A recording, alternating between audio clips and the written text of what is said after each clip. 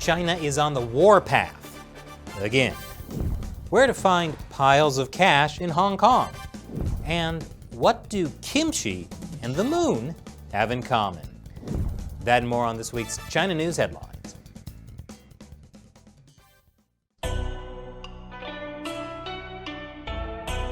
Welcome to China Uncensored. I'm Chris Chappell. This week's China News Headlines.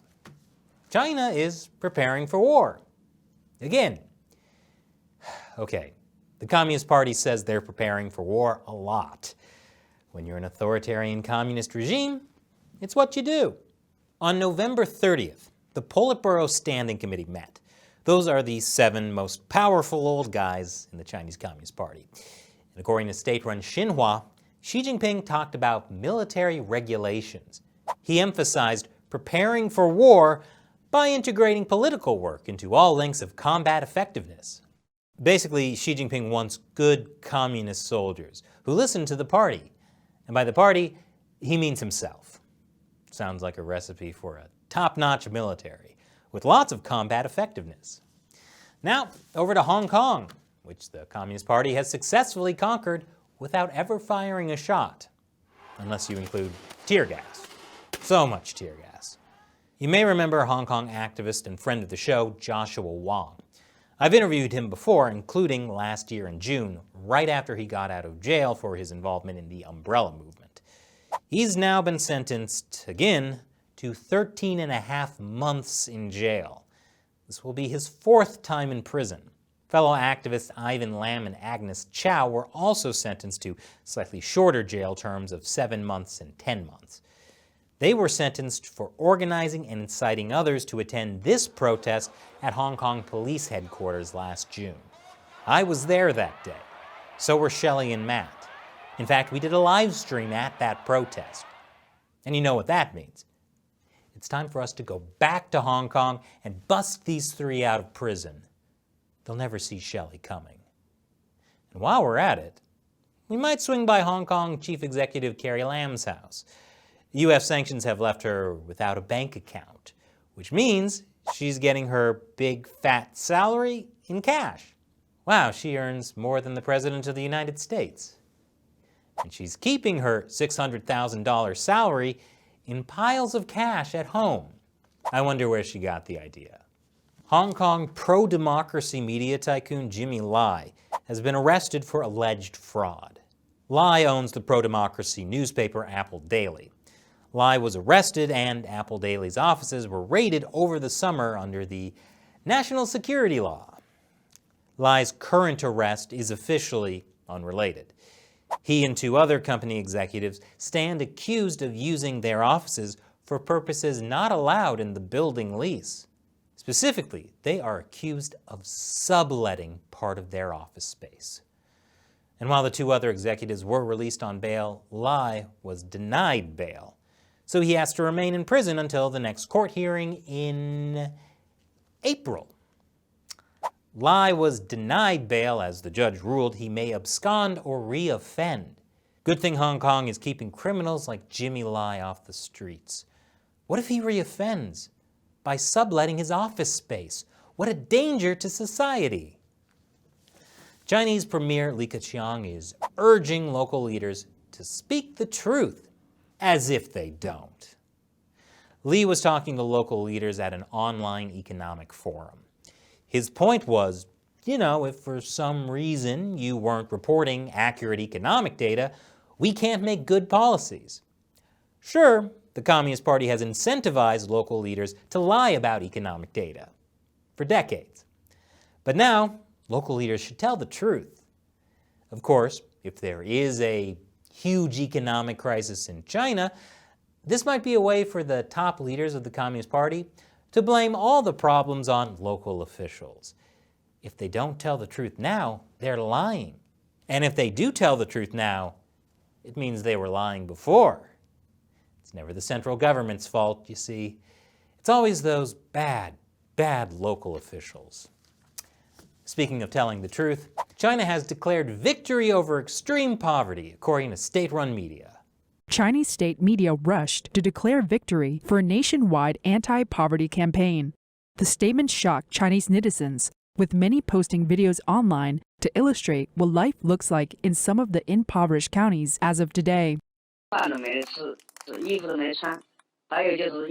They are so poor that they don't have enough food or clothing. There are also people who became poor after a major illness. Some even committed suicide when they caught an illness. There are many such cases, but Chinese media will not report these tragedies. Sounds like someone should tell Chinese state-run media to speak the truth. Or maybe they just speak their truth. And after the break, guess what Chinese pro-democracy forces are saying about U.S. politics? Welcome back. According to the New York Times, pro-democracy advocates in Asia say Trump is better when it comes to China. They believe that Mr. Biden, like former President Barack Obama, will pursue accommodation rather than confrontation in the face of China's assertive moves. They quote a Hong Kong entrepreneur who said, "Biden is president and it's like having Xi Jinping sitting in the White House. He wants to coexist with China, and whoever coexists with the CCP loses." Earlier this week, we did an episode on what Biden's advisors think about China. And it looks like many of them are in favor of a China reset. At least, Biden has now finally said what he'll do about Trump's tariffs on China. He won't immediately remove them. Sounds like the kind of firm resolve we need to take on the Chinese Communist Party. The Trump administration has tightened visa rules for Chinese Communist Party members. The new policy, which took immediate effect, limits the maximum duration of travel visas for party members and their families to 1 month. Travel visas for party members will also be limited to a single entry rather than multiple entries. Before, party members could apply for visitor visas that would last for 10 years and be good for multiple entries, just like all other Chinese citizens. And in a sign that standing up to the Chinese Communist Party is still a bipartisan issue, the U.S. Congress has passed a bill that could delist Chinese stocks from U.S. markets. I talked about this issue in detail in a previous episode. Chinese companies were allowed to list on U.S. stock markets even if they didn't follow U.S. laws. That's not going to be the case anymore if Trump signs the bill. Something tells me that he's going to sign it. Taiwan. It's under constant threat of a Chinese military invasion. And Taiwan citizens are also under threat if they travel to China. Chinese courts just sentenced a Taiwanese professor to 4 years in jail. He went missing in China 2 years ago and has now been charged with espionage. China is not a safe place for anyone, really. More and more countries are joining what Secretary of State Mike Pompeo calls the 5G clean network, networks that don't use Chinese equipment. Pompeo announced that 3 more countries have joined: Brazil, Ecuador, and the Dominican Republic. That brings the total number of countries to 53, more than a quarter of the world. This comes as the FCC reaffirmed that Chinese telecom ZTE is a national security threat. China's Foreign Ministry spokesperson Zhao Lijian posted on Twitter this doctored image showing an Australian soldier slitting the throat of a child. Senator Marco Rubio wrote a letter to the Twitter CEO questioning why Twitter allowed it. He wrote, "It appears Twitter made an intentional decision not to remove the tweet or even issue a warning label. We know your company has the ability to move rapidly, as it frequently issued warning labels on tweets of prominent Americans during the election, sometimes within minutes of a tweet being sent." Someone's salty. He also asked 4 questions to the Twitter CEO. We'll see if Twitter's CEO responds, hopefully in 280 characters or less. However, Chinese social media app WeChat has no problem blocking messages from foreign officials. WeChat has blocked a post from the Prime Minister of Australia responding to the whole doctored image post by Zhao Lijian. I somehow don't think the Communist Party understands irony. Like I said in our previous episode on this issue, the Australian Prime Minister demanded an apology for the doctored image. That's not going to happen. And now we add to the list of things that have belonged to China since ancient times. First up, the moon. A Chinese spacecraft is bringing moon rocks back to Earth.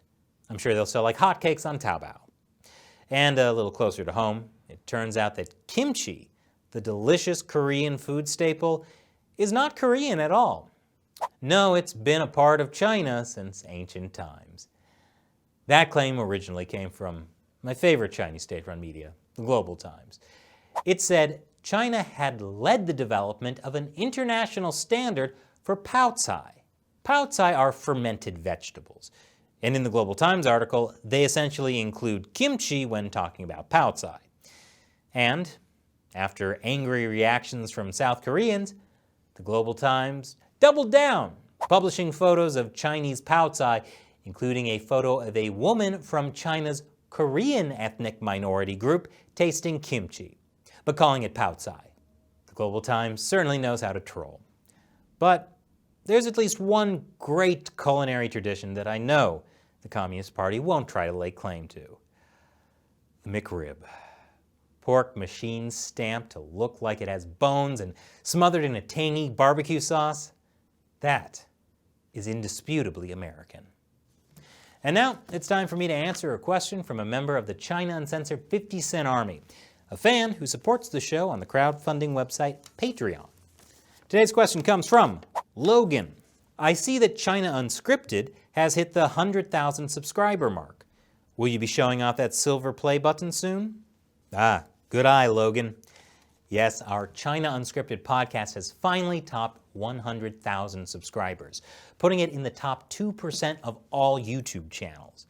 And that means sooner or later, YouTube should be sending us a nice plaque like this one. They only ship those out a few times a year though, so we're still waiting. But we've left a spot on the wall for it, as you can see. So when we get it, you'll know. Thanks for your question, Logan. And thanks, I assume, for subscribing to the podcast. And if you're watching and you aren't subscribed to the podcast, what are you waiting for? It's great. Matt and Shelley join me for fascinating interviews with leading China experts. And yes, Shelley is real. China Unscripted is available with video on YouTube and audio only on iTunes, Stitcher, Spotify, and our website. Check it out. Once again, I'm Chris Chappell. Thanks for watching China Unscripted. America Uncovered. China Uncensored. We have too many shows.